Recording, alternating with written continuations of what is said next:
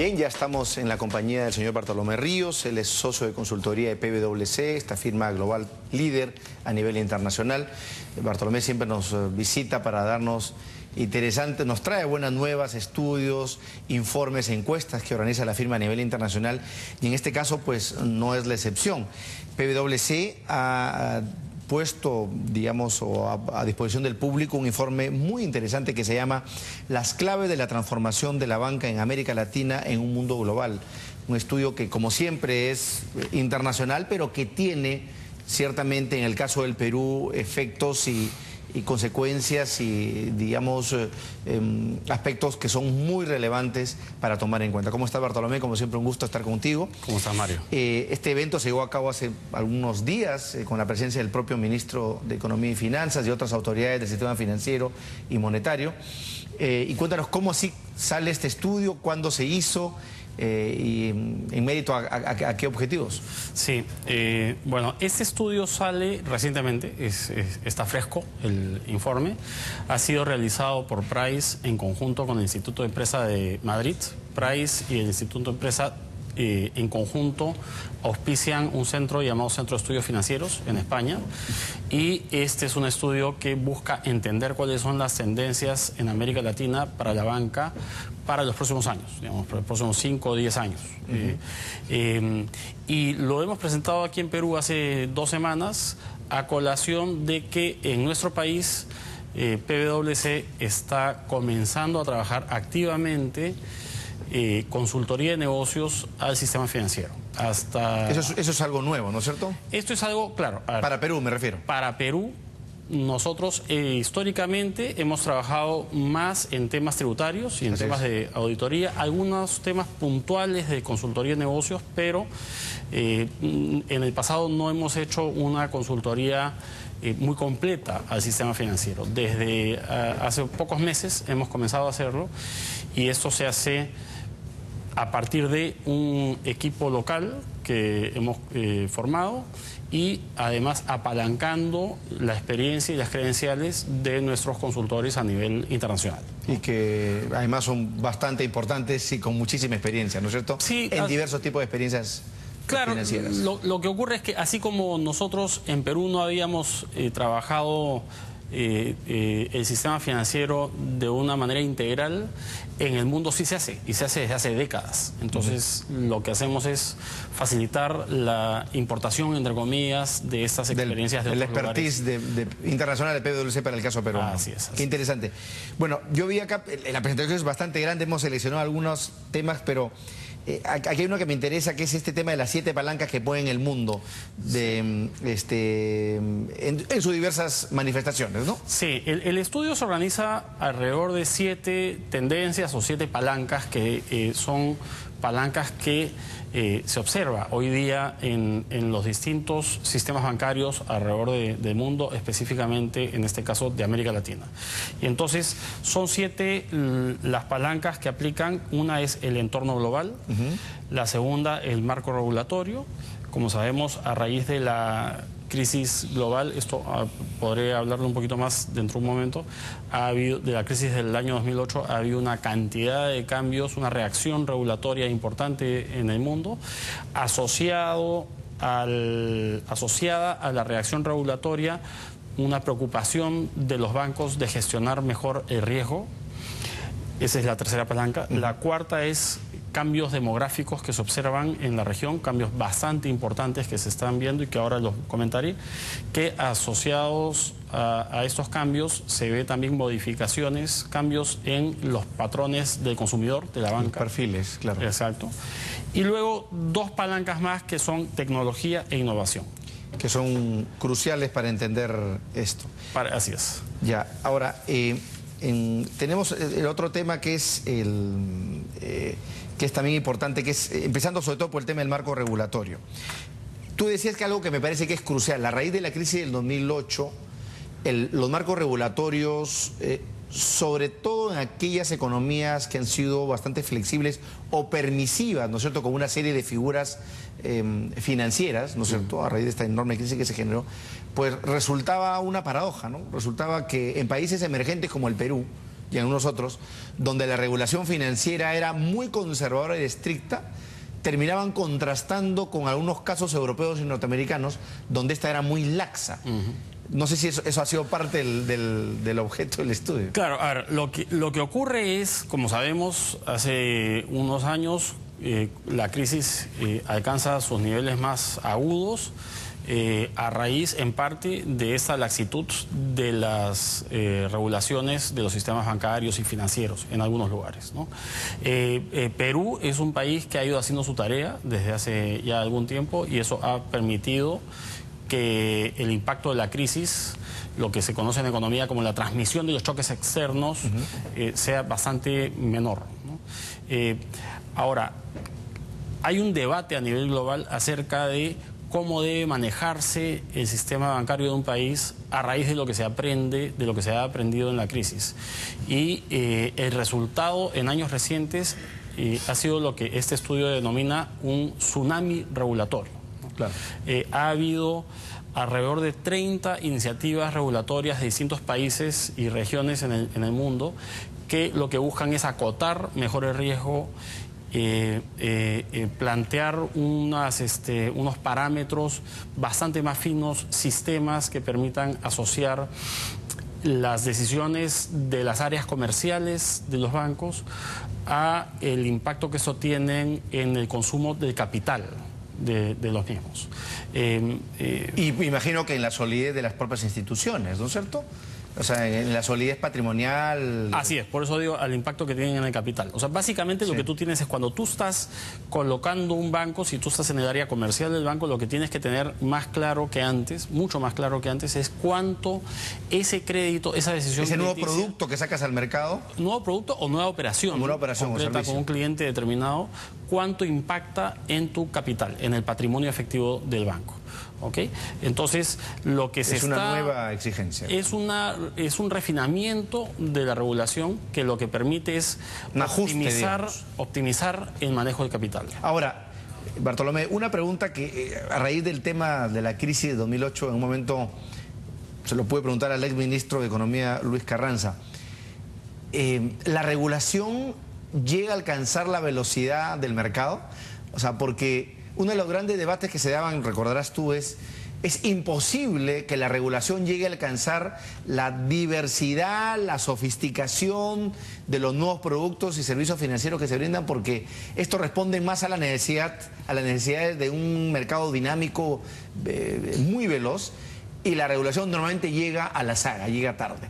No sé si ustedes, a propósito de ese estudio, han podido evaluar esa paradoja, digamos. Claro, a ver, ese estudio no trata tanto sobre los ritmos de los reguladores en relación con los cambios en los mercados. De lo que trata cuando habla del marco regulatorio y asocia esta discusión a temas de gestión de riesgo, es de cómo se debe tener una concepción bastante más profunda y conservadora del manejo. No necesariamente conservadora, sino adecuada, digamos, ¿no? Porque no quieres irte al otro extremo tampoco, ¿no? Lo que tú quieres es encontrar un punto medio adecuado que permita que los sistemas financieros, los sistemas bancarios crezcan bien. Un ejemplo, por ejemplo, cuando tú en América Latina comparas el concepto de crédito vencido, mientras en el Perú es el concepto de los 30 días, en otros países es 90. Entonces, una de las cosas que siempre se discute a nivel de sistemas financieros en América Latina es cómo vas a comparar la solidez o la liquidez o la fortaleza patrimonial de un banco o de un sistema en América Latina respecto a otro, porque es como comparar papas con camotes, porque las exigencias regulatorias son diferentes. Varían, ¿sí? Pues. Por ejemplo, en la región europea se está buscando estandarizar una serie de parámetros para que la medición de riesgo sea a nivel de Europa o de los países que integran la Unión Europea en su conjunto, ¿no? Y esto facilita esta comparación. Ahí se explica con mucha mayor razón. Claro, lo que tú tienes además es, por ejemplo, bancos que son transnacionales, que operan en Perú.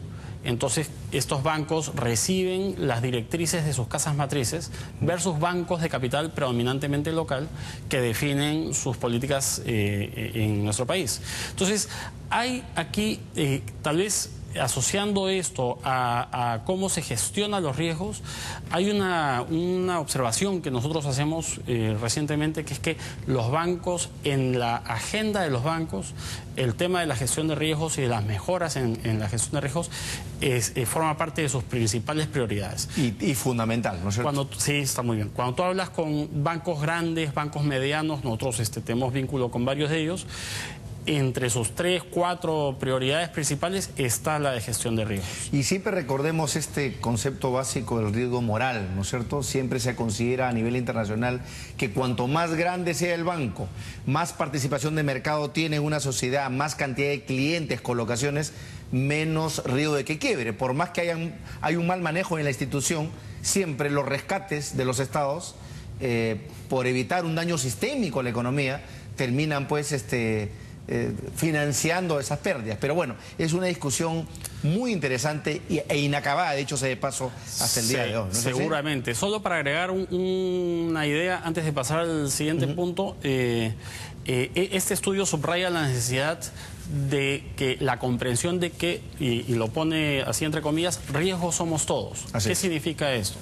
El área de negocios tiene que entender la profundidad, las aristas que representa el manejo de riesgos.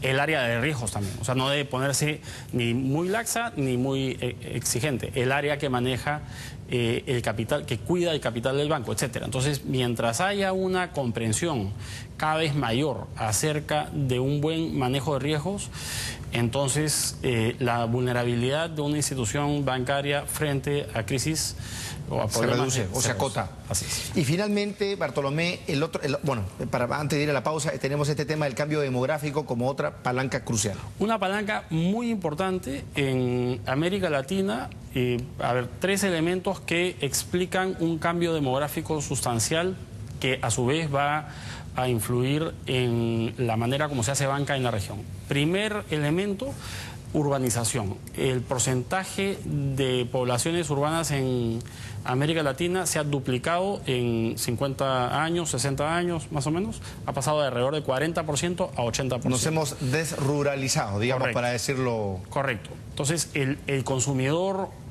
o la persona que habita en una ciudad tiene unos hábitos diferentes, naturalmente, en su relación con los bancos del que habita en zonas rurales.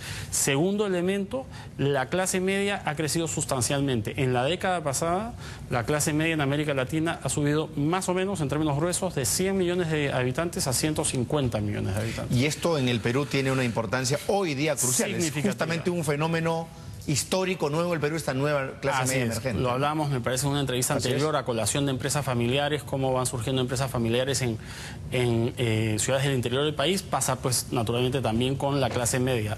Sube la clase media, baja la población en extrema pobreza, eso cambia el perfil del consumidor.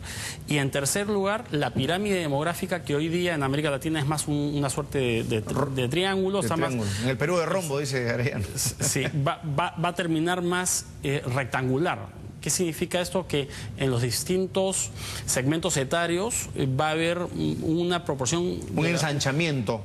Va a haber más o menos el mismo porcentaje de gente en poblaciones jóvenes, adultos mayores, dentro de algunas décadas. Entonces, este cambio de pirámide a rectángulo, que por supuesto es un poquito más o un poquito menos dependiendo del país, este cambio va a explicar o va a propiciar una manera diferente en que los bancos deban relacionarse con sus clientes. Solamente un detalle, en agregado a lo que dice Bartolomé, este estudio de PwC.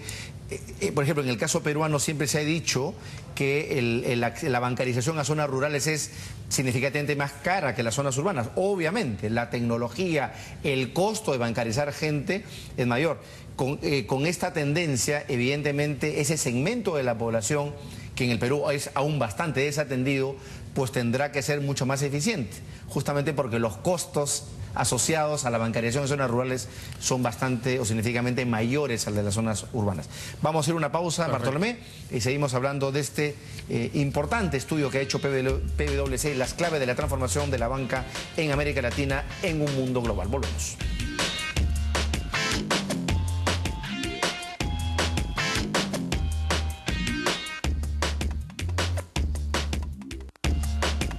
Economía en directo llegó gracias a...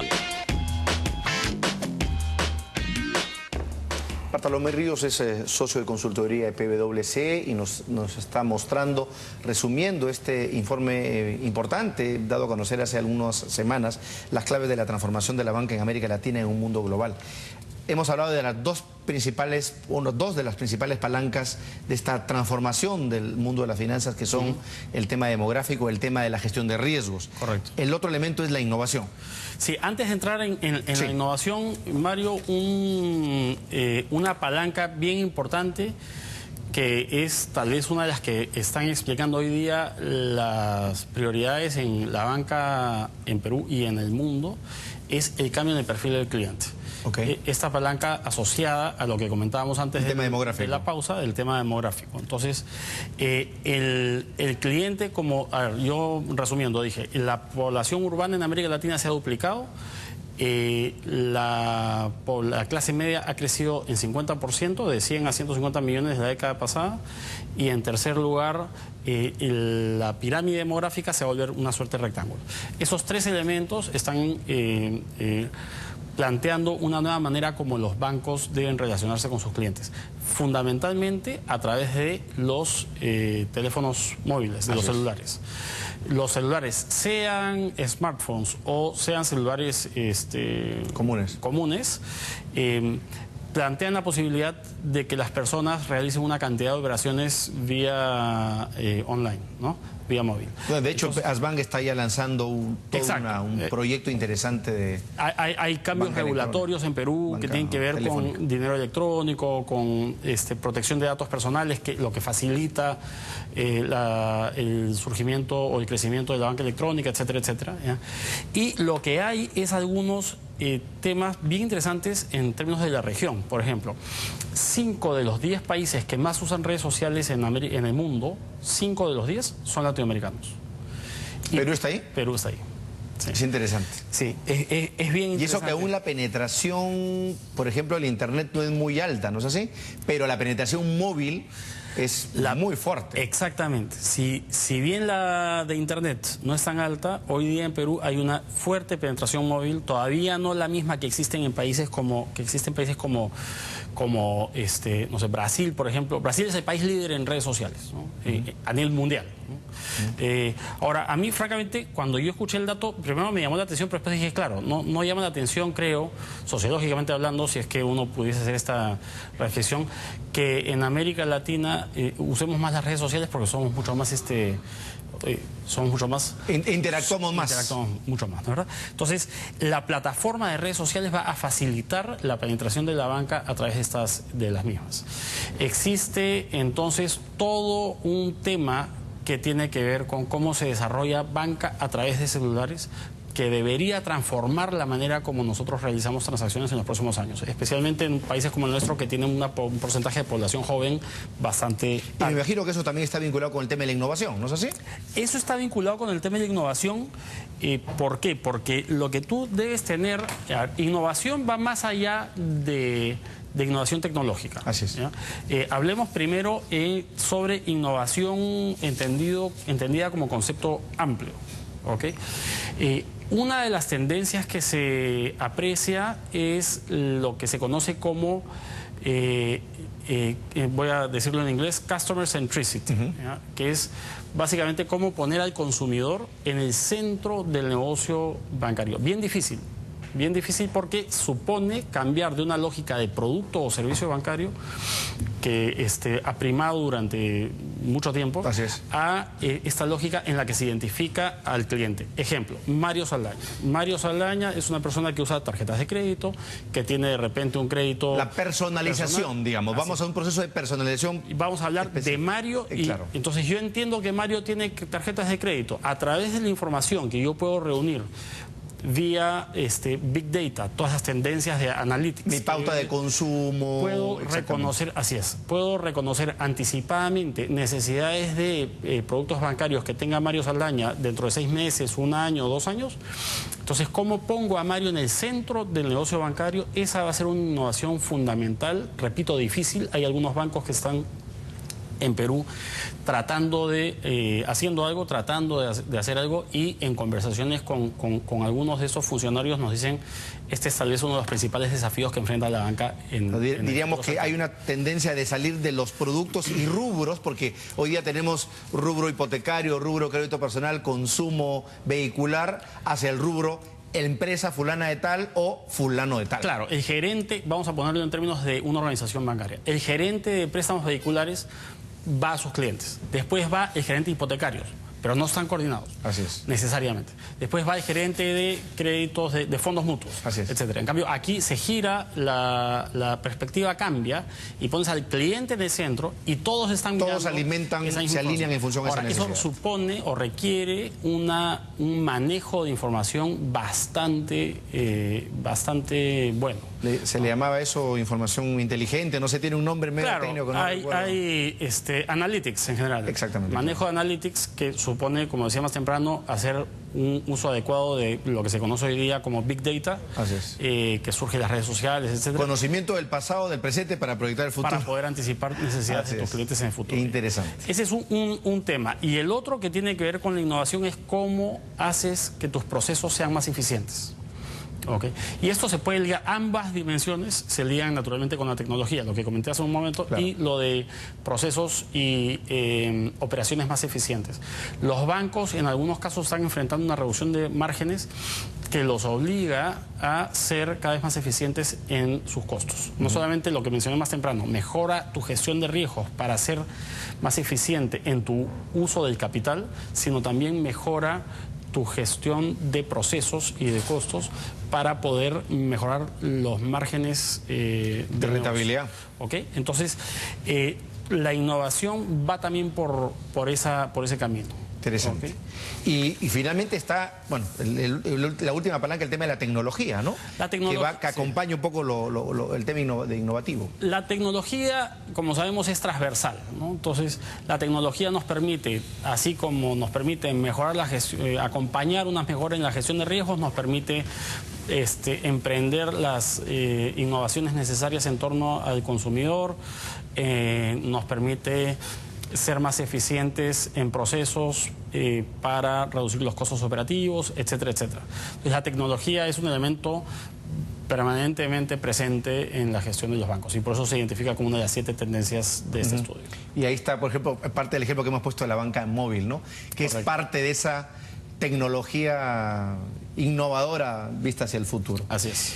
Y finalmente, ¿qué podríamos concluir? O sea, creo que es un estudio bastante ambicioso, bien detallado y que deja una serie de lecciones, ¿no? Deja lecciones cruciales para la industria financiera. Sí, nosotros, el estudio tiene una cantidad de conclusiones, no voy a mencionar todas, entre ellas una que a mí me interesa especialmente es lo que dice el autor, la consagración del cliente como el centro del negocio, como el eje del negocio bancario. O sea, cambiar de un modelo de producto céntrico a un modelo cliente céntrico, vamos a decirlo así. Luego, ¿cómo podemos aprender de las lecciones de la crisis más reciente? Obviamente aprender de las anteriores, pero esta del 2008 nos ha dejado mucha tarea para aprender. Sobre todo para el ámbito regulatorio. Todavía hay, para el ámbito de lo regulatorio y para esta comprensión amplia que te mencioné de que riesgos somos todos. Okay. ¿No? Y el modelo de negocio va a cambiar. Tuvimos un desayuno hace 15 días en el que presentamos este estudio y entre los panelistas hubo algunos que mencionaban, bueno, hace 20 años también se anticipaba cambios importantes en el modelo de negocios bancarios, se está viendo algunas cosas, tal vez no se ha visto tanto como lo que se anticipaba. Entonces, a raíz de este estudio, una reflexión que surge es, claro, con la revolución que ha habido de redes sociales, internet, etcétera, desde los 90 hasta ahora, seguramente el entorno sí va a ser un entorno bastante diferente como para que el negocio bancario cambie significativamente en los próximos años. Y supone un reto en distintos ámbitos, ¿no? Sí. Yo me pongo a pensar todo lo que eso supone en cuanto a perfiles de profesionales que tienen que trabajar en los bancos, perfiles gerenciales. Sin duda. Muy interesante, muy interesante. Bartolomé, un gusto, como siempre. Creo que es un informe muy interesante, muy ilustrativo. Deja una agenda más que, digamos, expectativa para las autoridades bancarias y financieras del Perú, las regulatorias, para el propio gremio bancario y por supuesto para los consumidores y los opinantes. Creo que es más que interesante. Y por supuesto cordialmente invitado como siempre Bartolomé a que nos traiga novedades que nos saca PwC. Gracias Mario por la invitación. No, gracias a ti por estar con nosotros. A ustedes también muy amables por acompañarnos hasta una nueva edición de Economía en Directo.